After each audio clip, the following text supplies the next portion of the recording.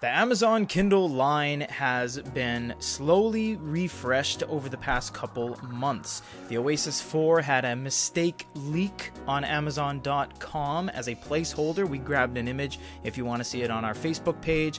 The Scribe was announced, and now these two guys right here.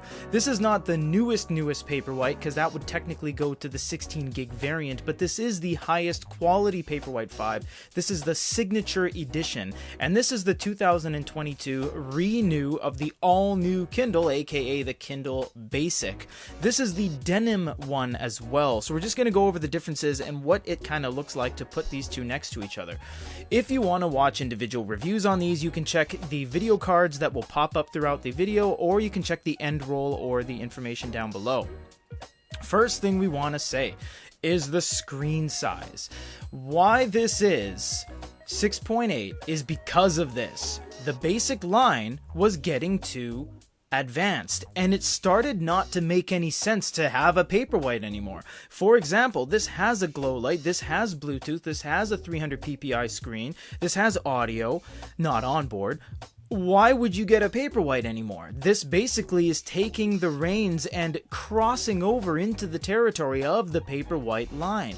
So knowing that they were gonna make this, prior to releasing the Paperwhite as a 6-inch, they said, no, we have to make it different. We have to make you see a reason to buy this and have these two separate parallel lines, because it was starting to overlap. It was starting to cross the line from a basic to a Paperwhite. So they made this a 6.8. And we will say that is enough. It's enough of a reason to leave this in existence. And why I mean that is, look at the bottom here. They're completely lined up. Let me get a Kindle documentation piece here. Show you that the bottom is lined up.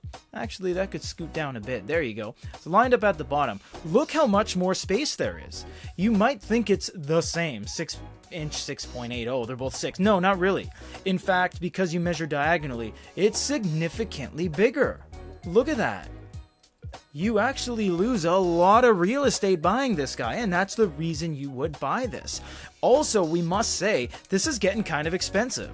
We have seen Kindle Basics before go for as low as $14 on Woot, and second, third-party turnaround refurbished versions. This is $120 US. It's nothing to shake a stick at, actually, for a basic Kindle. And this is 120 bobos. And the US dollar, as you know of the date of this upload, is one of the strongest currencies in the world right now. It's just going off the charts. So to have this and this in the same area, they had to have some differentiations. And luckily they released this variant, the Signature Edition 32GB version of the Paperwhite 5 line. The Paperwhite 5 line now has 3 versions, the 8, 16, and 32. With the 32 gig, you get some things. You get a light sensor up top. You also get wireless charging, and that would be the biggest differentiations between these guys. So if you go down here to settings on both of them like this, and we go to the 3 dots, and we go to device info, you will see exactly how much information is displayed and how much space you have. This is a 16 gig, but it really isn't, because you only get 13. This is a 32, but it's not, because you only get 27. And these are the latest operating systems and the latest update on both of these. You will see that this looks more crisp and condensed, and this one looks more kind of emboldened, and that's because they're both 300 ppi screen, but this one is smaller, so it's naturally squished more. The density is tighter. That's kind of what you're seeing there. Now, this will have some things that this won't in regards to display settings, because this has a warmth schedule and a night light on it in terms of having a automatic sensor up top. Also, this does not have warm lighting. It does have a glow light, but you only get the regular glow. You don't actually get the set of warm lights that gives you that orange hue like that. You don't have it. And the auto brightness will be absent from the 8GB and the 16GB. You'll also notice that they have Bluetooth, but some of them won't. And that's not that they don't have Bluetooth. It's just that it depends on where you register your Kindle to. Some places, like if you register it within Canada or countries like that, the Bluetooth Bluetooth symbol will be gone, and it'll just be a row of 4. Airplane, sync, all settings, dark mode, like that. So tapping out, we're not really going to go through a full-blown comparison on this, reason being they're the same thing. These are actually registered to the exact same account as well. So this is the Kindle Basic on my account, and this is the Kindle Paperwhite on my account. It'll be the same thing. So we are just going to look at the difference in screen real estate as well. Again, check out the review videos if you want to see how to do all this fun stuff, but for now we're going to go over here and try to match font as best we can around there in relation to how big the screen is. That does seem about fair right there.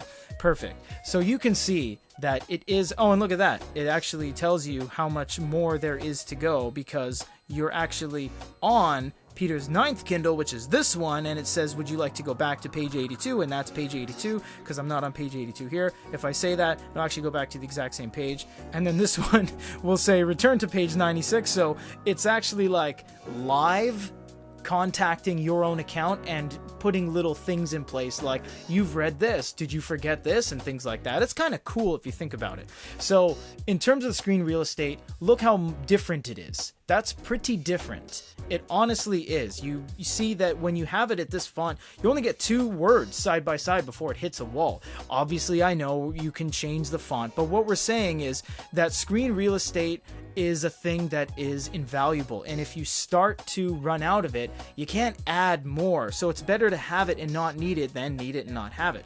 Now, there is a problem with these 2 side by side. See if you can guess it. Well, I'm not going to wait, because I'll just tell you. This is a sunken screen and bezel. This is a flush screen and bezel, which means that there's a layer on top. And if you look right on the side here, you will see a shadow cast along the side and the side there. And that's because of the studio lights. But what that means is that the text is actually further away from you than on this.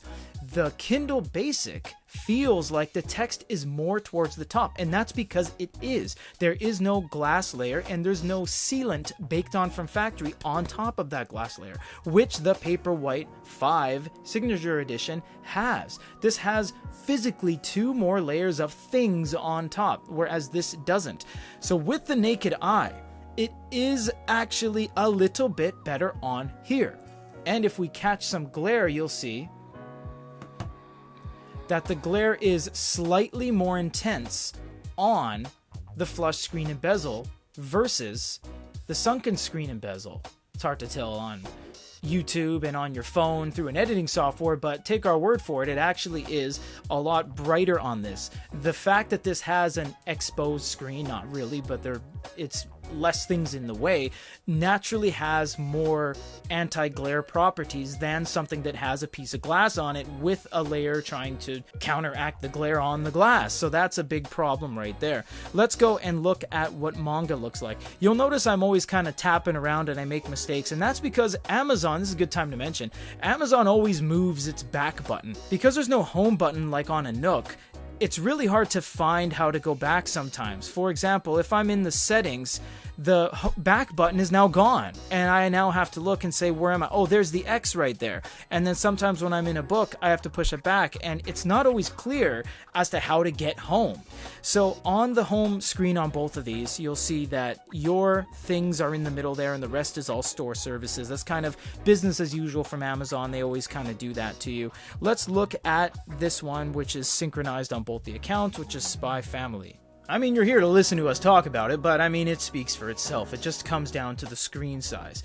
For the most part, Amazon is really good at their manga experience. In fact, out of the big 3, they are the best. In fact, they have individual systems for manga and graphic novels. We'll show you a graphic novel in a second. For example, on a manga, you can actually long press on the side and you get a rapid page engine that was pulled from the manga model. You can go through the book very slowly, or you can go through the book quite rapidly, and it does actually utilize an A2 mode. No, there's no way to put Amazon devices into A2 mode natively or with any software, so that's just not something you can do. And like I said, they actually have a different thing for graphic novels.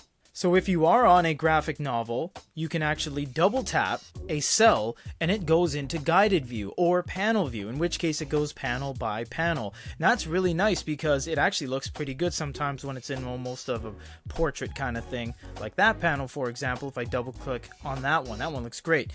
And again, on the manga, you don't get that. If I double tap on something, all it does is either zoom or think I'm turning a page, but I get that speed engine on there. So it is a little bit of a give and take, but it's really cool how they give you both options depending on what you have downloaded from the Amazon store. Other than that, the only major difference is the color. With the Paperwhite line, you don't get any color options. There's nothing else you can choose from. For the basic, strangely enough, there's black and denim. I don't really know what that's about because Amazon has traditionally only really dabbled in black and white for the most part across all of their line, and a little bit of rose gold and gunmetal on their Oasis line. But for the cookie cutter kind of Paperwhite or basic line, they never really step outside of that comfort zone, especially because getting the denim actually comes at an ecological cost. Because if you get the black, you actually get 75% recycled plastics in the device construction, but the denim only comes with 30. I'm assuming because they need a fresh spool of blue number 7 to create the blue hue, and with the recycled plastic it would probably be not as rich of a color, so that's kind of where I'm guessing they made up the difference. But it didn't really make a whole lot of sense how they had black and denim instead of black and white, which would have traditionally made more sense. So this is pretty much everything you need to know about the latest two devices pitted up against each other.